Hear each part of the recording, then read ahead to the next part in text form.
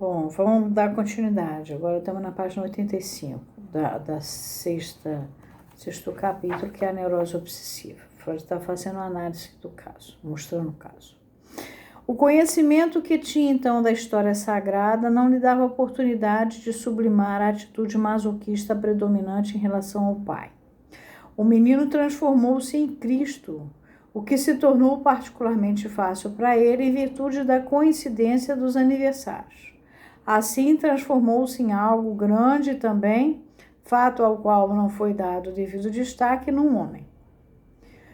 Surpreendemos um lampejo de sua atitude homossexual reprimida na dúvida em relação ao fato de ter outro significado, senão a questão de poder ele próprio ser usado pelo pai como uma mulher, como a mãe na cena primária.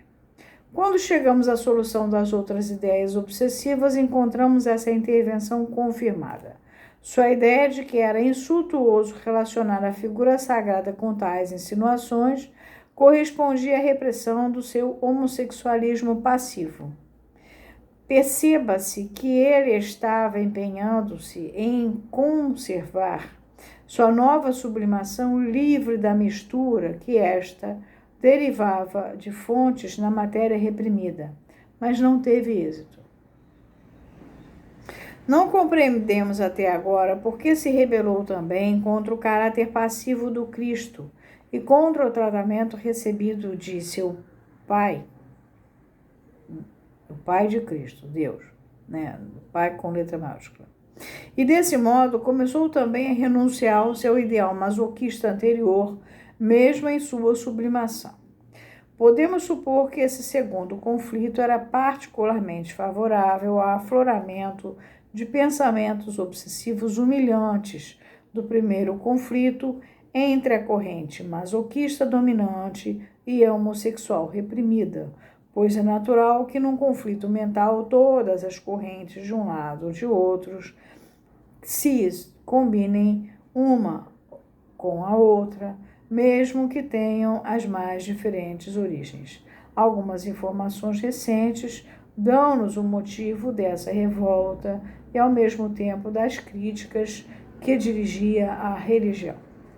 Também as suas pesquisas sexuais ganharam algo com o que ele aprendeu sobre a história sagrada.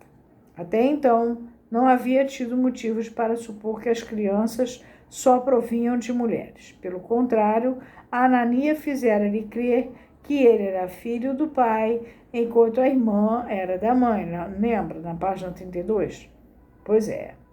Essa ligação mais estreita com o pai fora muito preciosa para ele. Agora sabia que Maria era chamada a mãe de Deus. Assim, todas as crianças vinham de mulheres e o que a babá lhe dissera tornou-se insustentável. De mais a mais, como resultado do que lhe contaram, ficou confuso acerca de quem verdadeiramente era o pai de Cristo. Inclinava-se a pensar que era José, pois soube que ele e Maria sempre viveram juntos, mas a babá disse que José era apenas como um pai e que o verdadeiro pai era Deus. Nada conseguia concluir daí. Compreendia apenas isso. Se era uma questão absolutamente discutível, então a relação entre pai e filho não poderia ser tão íntima como sempre imaginara que fosse. O menino tinha uma certa suspeita dos sentimentos ambivalentes em relação ao pai, que são um fator subjacente a todas as religiões. E atacava a religião por causa do afrouxamento implícito nessa relação entre pai e filho. Naturalmente, em breve, a sua oposição deixou de assumir a forma de dúvida quanto à verdade da doutrina e, em vez disso, voltou-se diretamente contra a figura de Deus.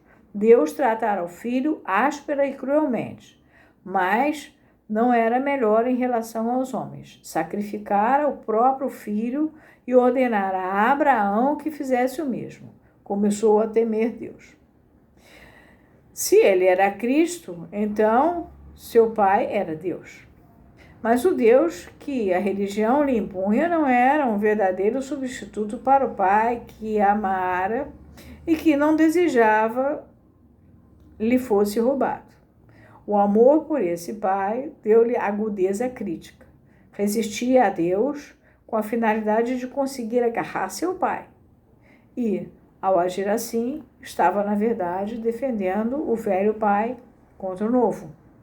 Estava diante da parte penosa do processo de desligar-se do pai. O antigo amor pelo pai, que se tornara manifesto no primeiro período, era, portanto, a fonte de sua energia na luta contra Deus e da sua agudeza ao criticar a religião. Por outro lado, porém, essa hostilidade para com o novo Deus não era tampouco uma reação original. Tivera o protótipo num impulso hostil contra o pai, que passara a existir sob a influência do sonho de ansiedade e era, no fundo, apenas uma revivescência desse impulso. As duas correntes opostas de sentimento que iriam governar a totalidade de sua vida posterior encontraram-se aqui na luta ambivalente contra a questão religiosa. Seguiu-se, além do mais, que o que essa luta produziu em forma de sintomas, as ideias blasfemadoras, a compulsão que o dominava em pensar, entre aspas, Deus, travessão, merda, vírgula, Deus, travessão, porco, fecha parênteses, foram genuínos produtos de conciliação, como veremos na análise dessa ideia em conexão com seu erotismo anal. Alguns outros sintomas obsessivos de natureza menos típica apontam com igual certeza para o pai, mostrando ao mesmo tempo a ligação entre a neurose obsessiva e as ocorrências anteriores. Essa fase de porcaria, de fezes e tal, está ligada a um período mais regressivo da fase anal, que tem mais a ver com a neurose obsessiva, tá? Bom, um ritual, uma parte do ritual piedoso por meio do qual expiava eventualmente as suas blasfêmias era respirar de maneira cerimoniosa em determinadas condições. Cada vez que fazia o sinal da cruz, obrigava-se a inspirar profundamente e a expirar energicamente. Na língua do seu país, respiração e espírito são a mesma palavra, de modo que foi aí que entrou o Espírito Santo. Era obrigado a inspirar o Espírito Santo ou a expirar os maus espíritos sobre os quais ouvira ou lera. Esses sintomas, como sabemos, desenvolveram-se depois dos 6 anos, quando já sabia ler. Atribuía também a esses espíritos os pensamentos blasfemos pelos quais tinha que infligir a si mesmo tão pesadas penitências. Era também, contudo, obrigado a expirar quando via mendigos ou aleijados, ou pessoas feias, velhas ou de aparência miserável, mas não conseguia pensar numa forma de ligar essa obsessão com os espíritos. O único motivo que podia dar a si mesmo era o de que agia assim para não ficar como essas pessoas.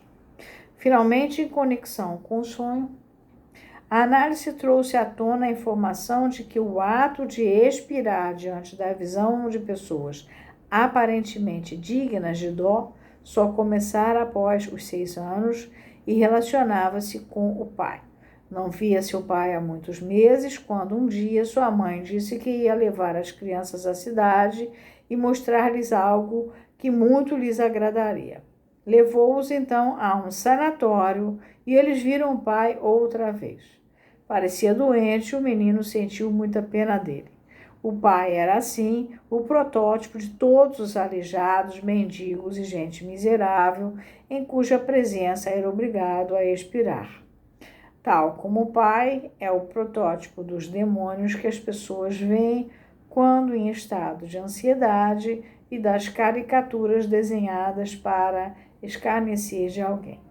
Saberemos adiante, na página 111, que essa atitude de compaixão era derivada de um determinado detalhe da cena primária. Detalhe que só se tornou operativo na neurose obsessiva. Desse modo, sua determinação de não ficar com os aleijados, motivo pelo qual expirava na presença desses, tá para fora, era a antiga identificação com o pai transformada em negativo. Mas ao fazê-lo, estava também imitando o pai no sentido positivo, pois a respiração pesada era uma imitação do ruído que ouvira vindo do pai durante a relação sexual, presumindo a realidade da cena primária, né? Que o Freud ele disse que ele não tinha certeza, lembra? Outra vez? Derivara o Espírito Santo dessa manifestação de excitação sensual masculina. A repressão havia, o recalque, na verdade, convertido essa respiração no mau espírito, não, é a repressão mesmo, o qual havia também uma outra genealogia, ou seja, a malária da página 53, de que estava sofrendo por ocasião da cena primária. A gente aqui para poder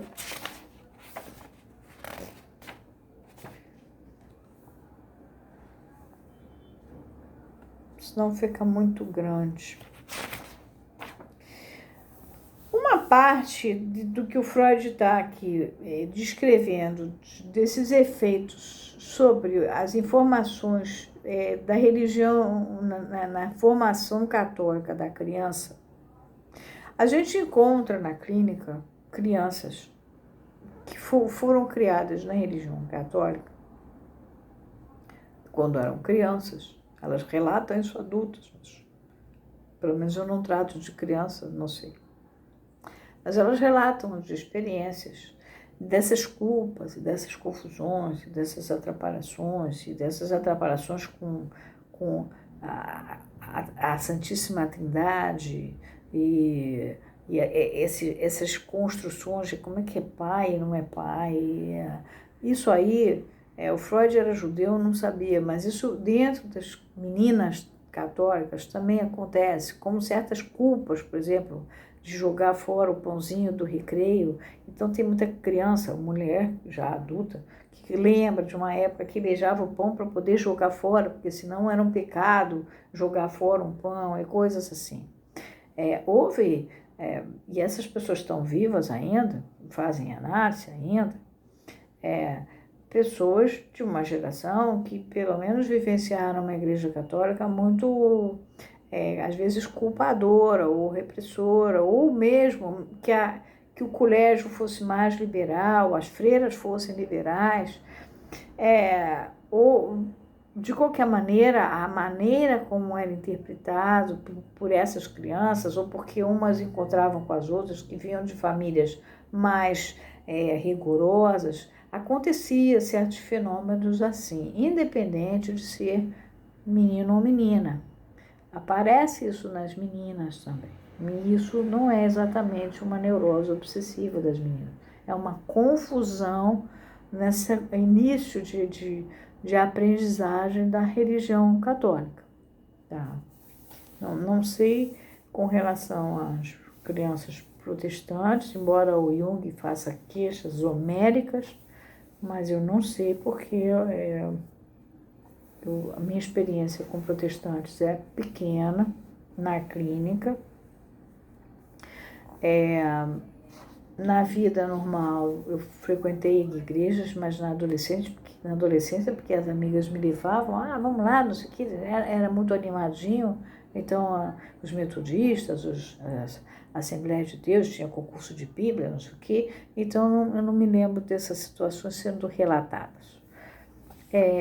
Mas em clínica, as poucas pessoas protestantes que eu tratei não me contam dessas coisas, essa coisa assim, mais assim, eu vi na Igreja Católica, inclusive grega, eu tratei de grego. essa confusão assim de compreender a Santíssima Trindade ou outras questões, tanto com mulher como com homem, independente da estrutura, se obsessiva, se histérica. É uma fase complexa dessa véspera de chegar à primeira comunhão, de entender. Aí eles passaram depois da primeira comunhão para mais tarde, estimularam a crisma e tal. Mas tem uma geração inteira que ainda faz análise e que relata essas coisas, tá bom?